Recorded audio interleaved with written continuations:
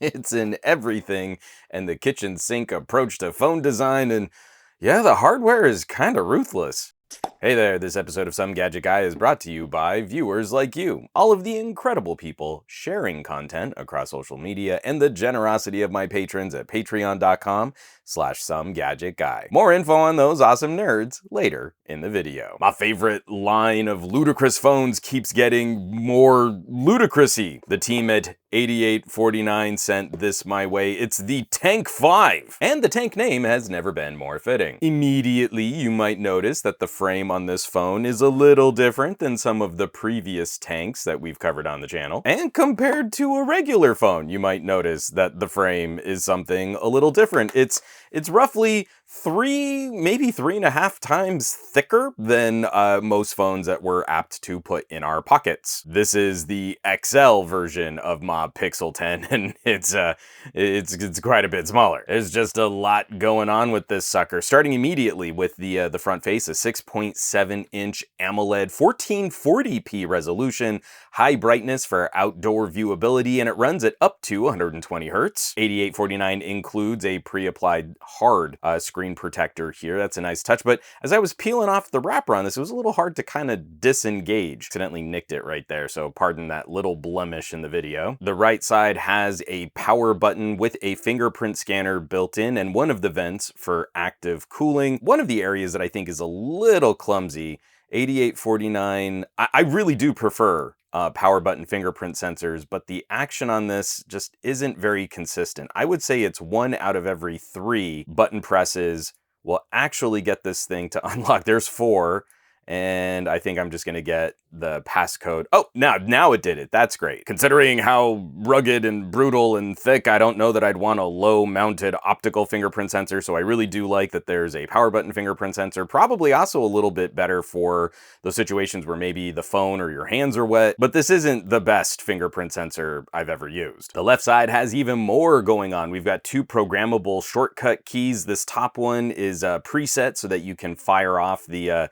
camping lantern on the back, and then above the vent, because this has active fan cooling, we've got this tiny little volume rocker. This has been a new trend with the Tank phones, mounting the volume buttons really high up on the case of the phone. It's a little unfamiliar. You're holding the phone and then you've got to reach up high, and this is a pretty chunky little brick of phone and compute power. So you're used to these buttons being the volume rockers. This is gonna be a little unfamiliar the first couple days you're using it. The bottom of the phone has a little handy port cover, just kind of help with the ingress protection, and a headphone jack. We love seeing a headphone jack, and a USB-C that we're gonna talk about a little later in the video because I really like the functionality on this USB-C. And the top of the phone has this massive new upgraded 1080p projector. Also hardware that enables the autofocus for the projector seems to also be used for a rangefinder, so we can use this to measure distance and area. And a toolless accessible SIM card.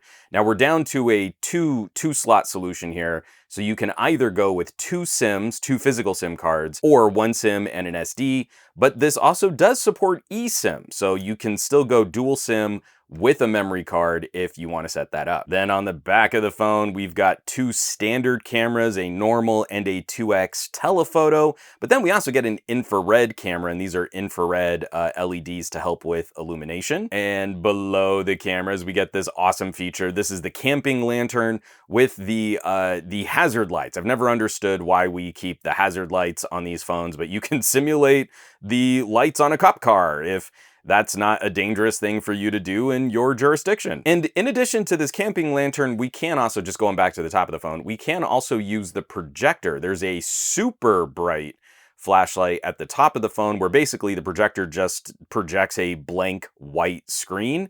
But with how bright the projector bulb is now, that can be a more focused flashlight if you need that too. Lots of really handy little bits. Just, you know, you can go LED flash for something that's a little basic. You can go camping lantern for a wider or broader just illumination, and then go really focused from that projector. It's a brick, and the whole brick is just delightfully armor-clad, rugged, thick, chunky, rated for IP69 ingress protection. On the spec sheet, I couldn't find an explicit mil standard rating for drop and shock, but these are beefy gadgets. An older tank broke my foot when I dropped it and I tried to catch it with my shoe. Like with any rugged gadget, if you drop it right on the screen or just it having multiple impacts onto harder surfaces could damage stuff internally. There is a moving fan. You could definitely bust the fan or the sensitive components around the projector. The whole thing with ratings like mil standard and IP ratings, it's just to let us know that it's more likely a gadget built like this will survive harder use, but it's not a guarantee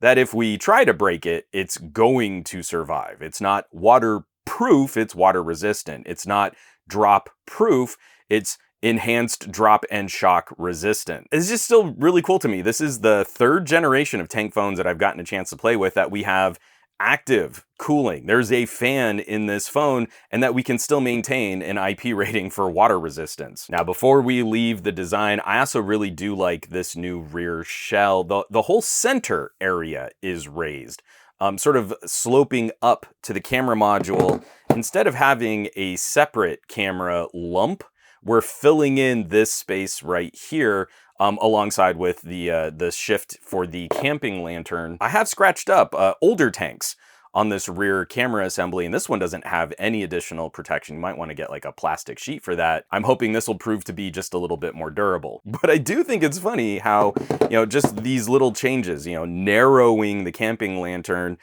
kind of makes it look a little sleeker than the broader tanks that we've seen in the past. This kind of wider cutout and surface for the air. It's not. This is not a sleek device, but I think the lines and the accents do kind of help it look a little more trim, even though we know it's not. It kind of frustrates me how on rugged phones we're often paying, I mean, they are expensive devices. They're built to be used in more aggressive situations, but because the extra cladding and armor is a cost, often we get saddled with lower performance internals, mid-range, or sometimes entry levels. If you remember the old Kyocera rugged phones, they weren't really snappy or speedy. Like someone working on a job site might not need premium tier performance. Now, most of the tank phones that I've played with in the past have used MediaTek's 8000 series. That's an upper mid-ranger chip, but it's not their top of the line. The TankPad Ultra we just reviewed likewise had an 8200 series chip.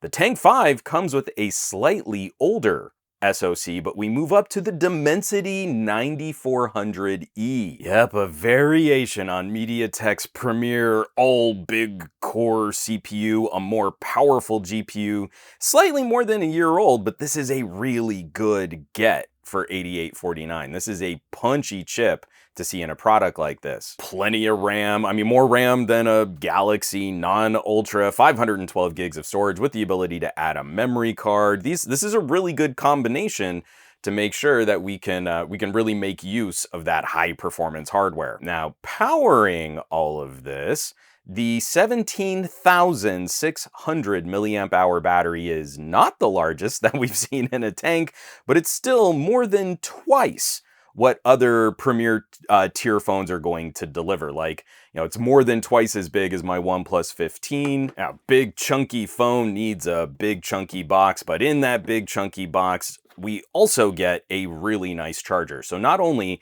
does the phone support up to 120 watt power delivery, we get a 120 watt power delivery charger in the box with the price of the phone. Now, often in these videos when I talk about the big chunky box, I will point out things like, oh, hey, I think it's really nice. And we also get like a bumper case. Like I got a really nice case with my Vivo. Here we get the charger, a screen protector, a little tool, a little plastic tool to help you pop out the SIM card, and the pre-applied screen protector. I'm not going to be too upset that 8849 didn't give us a bumper case to use with this phone. I think the phone is probably going to do fine without a little extra, rubbery plastic around the outside. We've got solid support for North American 5G bands. Like I said, eSIM support, Wi-Fi 7, Bluetooth 5.4. It is very solid connectivity. There are two weak points I already mentioned. The fingerprint sensor is really fiddly. It's very finicky. It's not my favorite. It's not the best. And also, this is a mono bottom firing speaker, so your entertainment, your audio video quality, the audio side of that might be a bit weak too. Here, let's take a listen.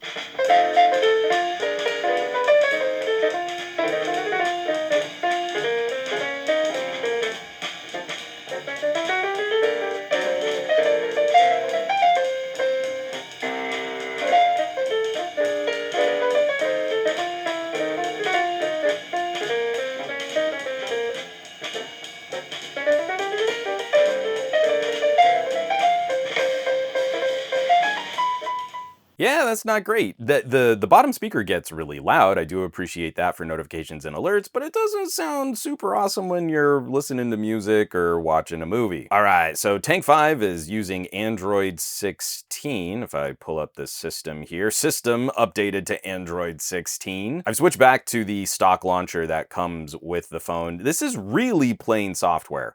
If you notice at the beginning of the video, I actually had this on a different launcher and I forgot. I'm using the Fossify launcher just to kind of mess around. This is about as stock as Android can get, but we are seeing 8849 try to add just a little bit more of their own vibe, their own polish. I absolutely hate split notification shades, and I feel like the Tank version of this is one of the worst, because let's say you don't perfectly nail the action that you want. So I've swiped down, here are notifications. I can't swipe side to side to get to the quick toggles. I've got to slide that back up and then swipe and make sure I hit that corner, because it's very common for you to miss exactly where that is. And now I can get to the quick toggles. Same thing, if I'm in the quick toggles, I can move the toggles, but I can't get over to the notifications.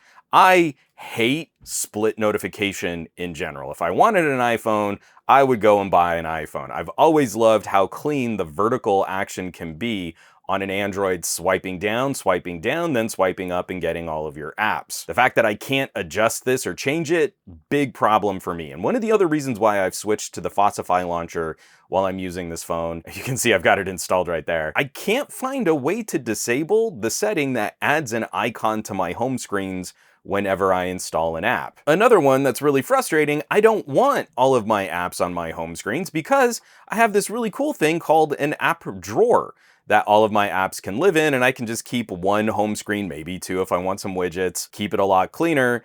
I can't adjust it. If someone knows where that setting is on a Tank, I can search for that setting. It doesn't actually exist in the launcher settings when you go to where that setting is supposed to live. It is interesting seeing this company try to polish up this part of the experience. I think they have some work to do. I actually liked it better when it was just more of a pixel-like sort of stock Android. This kind of stuff just bugs the crap out of me. For the remainder of this video, I'm gonna go back to the launcher here, the Fossify launcher, just to keep things a little simpler. But otherwise, this is super, super clean. There's just no pre-installed value-added apps. There's no Facebook pre-installed. There's no Netflix, no LinkedIn. Everything that you see here that isn't just like a core Google Android-y kind of service is something that I installed on the device because I wanted it to be there. Now, beyond that, 8849's main software contributions are these little mini apps. Obviously, you need dedicated controls for the projector. That's a very specialty piece of hardware. You've got a code for that. But the other little fun things that you can do with the Tank are all going to be found in this Toolbox app, which is a collection of other little mini applets, things like, hey, you want to have direct access to the fan, you can turn on the active cooling and make sure that you're running your phone, in a higher performance or in hotter environments. You can keep your phone running a little smoother. We can turn on the weird flashing lights if you want that kind of cop car look coming from the back of your phone. Something like that as just like a hazard. Like if you turn off one of the colors and you just have like a red flashing light, that could help you in an emergency situation. I just think it's weird that they even have like a background music where you can turn on a siren. I'm going to turn those off now before I hurt my own eyes. Controls for both the super flashlight mode, the flashlight mode, and the lantern. Just really well thought out that you can just get these little teeny experiences. But the other one that I wanted to show is we can also dig into our new rangefinder. Now I've actually got a mirror right in front of me, so I'm just going to turn that at an angle. And so the wall opposite my little table here is approximately 56 centimeters away. I love stuff like this. Again, I really think that the main idea was to add better capabilities for the projector, see where the wall might be, have better autofocus performance, but that hardware is still useful for other situations. Measuring distance, you can calculate area. I like when we see a company say, hey, what else can we do with this piece of hardware? Kind of like the LG G8 days and having air gestures because we had better face unlock, but techies weren't smart enough to figure out why that was a benefit. This is a really straightforward, simple, clean, powerful Android device.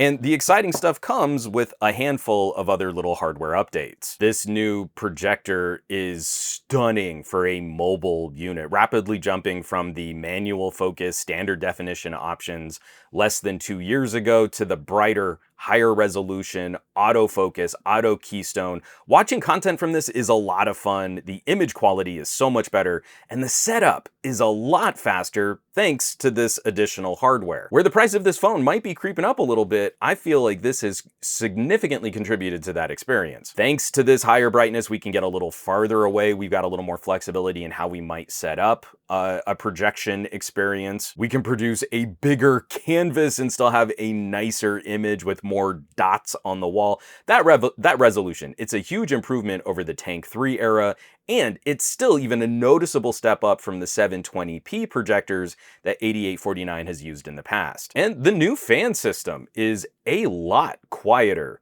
You know, the phone speaker, we tested that phone speaker, it's not gonna be winning any awards this year, so it needs all the help it can get. So there's less competition coming from the fan, but if you're trying to make this a really nice multimedia experience, you probably want to pair this with another speaker or some headphones. That'll sound a lot better. But that whine, that hiss, that pitch, I'm really happy that this is toned down. It makes me even more likely to try this kind of stuff out when I'm out and about. That projector hiss is a lot less distracting.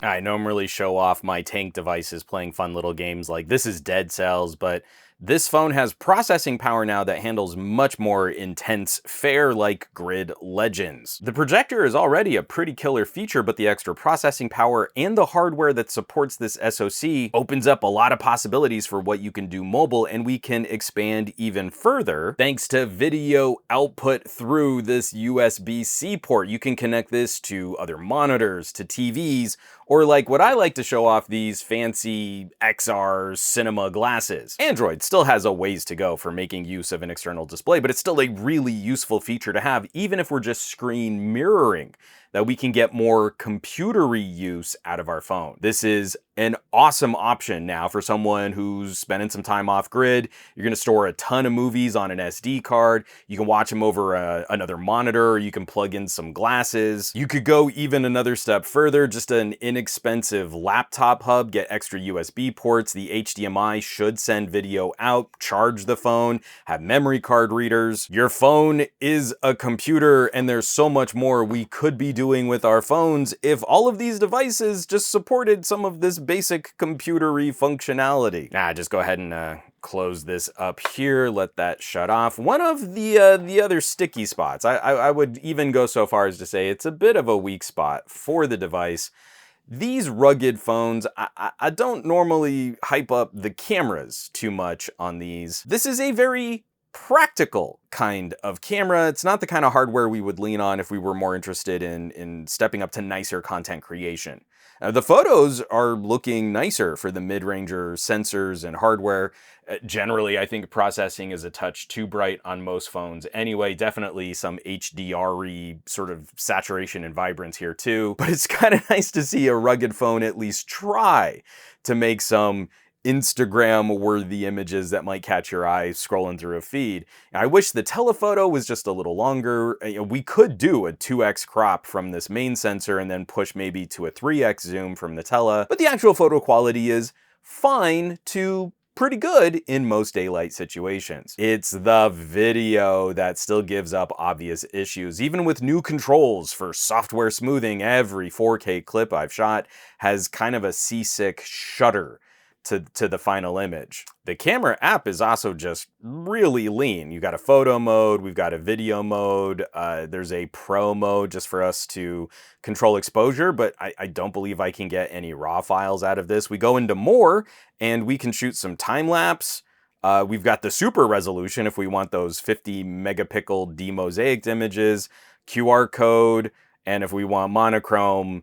And that's about it. There's not even a software bokeh blur portrait mode. It's very simple. Again, this is why I kind of highlight cameras are very practical. You want them in numerous situations. You want cameras for video calls. You want cameras to document what's happening out in a remote job site. And also, I think a thermal camera, like right here, see there's a little spot for it right by this tank logo. I think a thermal would fit in really well with this other collection of parts and pieces. And that brings us to the battery. While not the biggest on a tank we've reviewed, it's still more than double what we would get on a OnePlus 15, and it's more than triple the size of a Galaxy Ultra or this is my Pixel 10 Pro XL. Really not great battery tech here in North America. Switching back, my OnePlus 15 is easily a 2-day phone with my kind of use. I can be pretty demanding of my mobile devices. The tank can easily be run for 4 days of my use. So someone who's a bit more frugal, someone who's not like playing games and editing video on their phones, I would not be surprised in lighter use that you were recharging once a week with plenty of room to spare. Now, that change in chip does bring up an interesting shift in the phone battery performance conversation, though. The all big core MediaTek is a battery champ in shorter interactions. The idea is if we pack a ton of big CPU cores, the phone can complete tasks faster and wind back down to a resting state faster, and you'll save power over time. Even if the chip can spike to a higher power draw, it doesn't stay there for very long. In longer sustained tasks, though, this chip can pull more power than the 8000 series that previous tanks have used.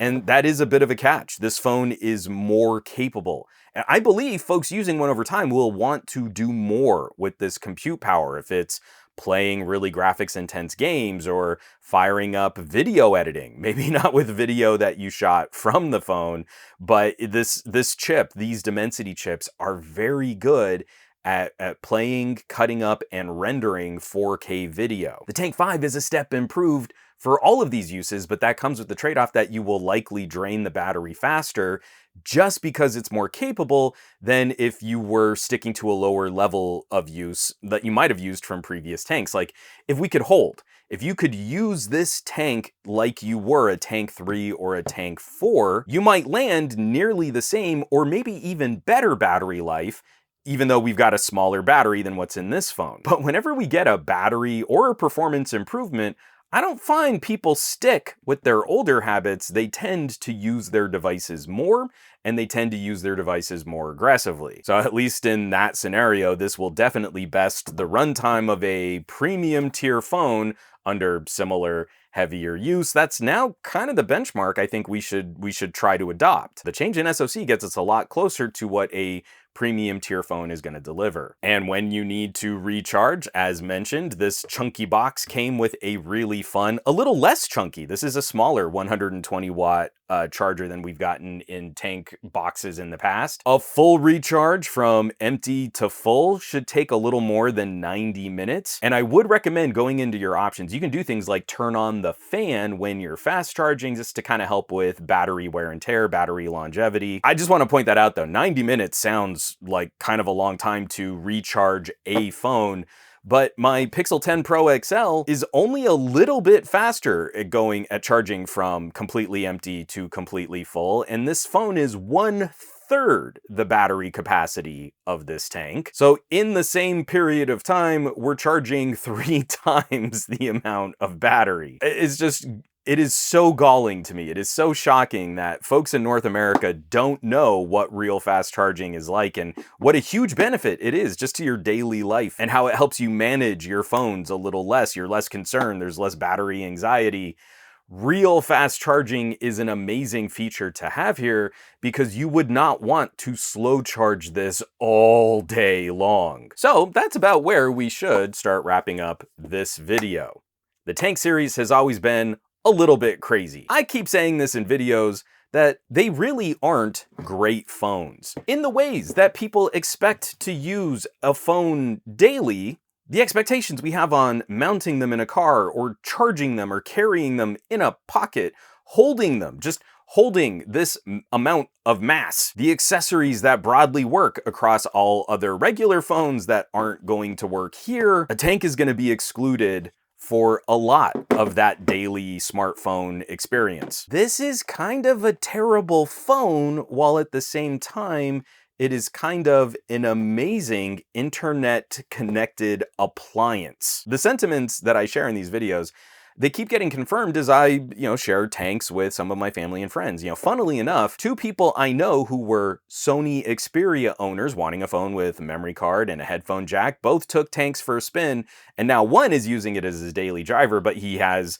mentioned not using any of his accessories in his truck, and the other is keeping the tank, but they're gonna have it more like an emergency backup or a weekender device. When he doesn't want to take his nicer phone to the beach, he takes the tank because he's a little less concerned about it getting messed up. But both of those guys commenting on all the changes to their habits required to use these things. I love tank phones, but I don't want to oversell what they are or try and tell people that this is something you can just get used to. There will be plenty of people who cannot just get used to using this as a device. But there are also a lot of people that I think are really going to dig this who might not know that this is their speed until they get their hands on one. Obviously, rugged phones are not for everyone, but this era of rugged is fun for being more than just a chunky shell. We keep saying things like, oh, well, we'd be fine with a thicker gadget if we got more features and battery and you just filled in the gap from the camera bump. Well, 8849 is taking that idea to an almost comical extreme. And plus there's a glimmer that this brand might be maturing a little. Promises of longer security patches and support are appreciated. The Tank 3 Pro did actually receive an update from Android 14 to Android 15. We don't often get a lot of software attention on these gadgets after some light bug fixing, so I'm happy to see Unihertz stepping up there, making this experience just a little nicer for, people are spending some money on these things. And surprisingly, I forgot to put this in my script, surprisingly, while we aren't getting the same kind of improvements found on a Pixel with the alternate display mode, this tank is one of the more functional and useful versions I found on a phone that does not include a polished solution like Moto Screen Share or Honor's Magic Desktop. This is not a proper desktop mode, but it's a very functional way to get the right aspect ratio for a TV or a monitor and use multiple apps at the same time in a basic windowed environment. I was very surprised to see how well that worked. Always love when we can get more computer use out of a phone. Now, that's gonna bring us to the price, and this one ain't cheap. $88.49 launching at $999.99. But this kind of tracks. This is a lot more phone. This is a big step up. This is a new projector module. This is a more premium tier chip. We're still getting a good amount of RAM, nice amount of storage, all the other features and bells and whistles. This is a lot more phone. Literally a lot more phone than a Galaxy S26, which when we match the storage for this tank here, the Galaxy S26 non-Ultra, which comes with less RAM, is $100 more than this tank at launch. Now, obviously, we're trading off better software with a Samsung. I don't think anyone's gonna argue that for literally just more hardware here, but there's just so much more you can do with this hardware. I think it's a sign of the times as billionaires keep profiting off of this rigged game of investing in AI data centers and eating up all of our RAM and storage and other components. We're not gonna see the kind of crazy launch sale prices that we might have seen in the past, but this overall package is very respectable for this product niche. And I'm happy to report that 8849 is showing some important evolution and some maturity for this series as well. I just keep running out of adjectives. It's a kaiju of a phone. It's a monster. It's a beast. I think these things are ludicrous, and I think they're awesome, and this would have blown my mind when I was a Boy Scout, going out on hikes, going out on campouts. Tank 5 is such a good time, and if you think you might like a chunky, rugged device in your life, I would highly recommend checking one out. So, I will, of course, leave some links down below this video where you can find more information on Tank 5, a massive update for the 8849 series. Shop these puppies online. As always, thanks so much for watching, for sharing these videos. I love getting to dig into this stuff, and the folks who get to see the results of all of my testing and reviewing first are, of course, my incredible patrons, all of the folks over at patreon.com/SomeGadgetGuy. This list of names scrolling by on your screen right now, a huge thank you from the bottom of my heart, as these are the folks that are helping to keep the lights on here in the Gadget Lab. They're the coolest tech pals in the universe, so I hope you'll check them out. Now,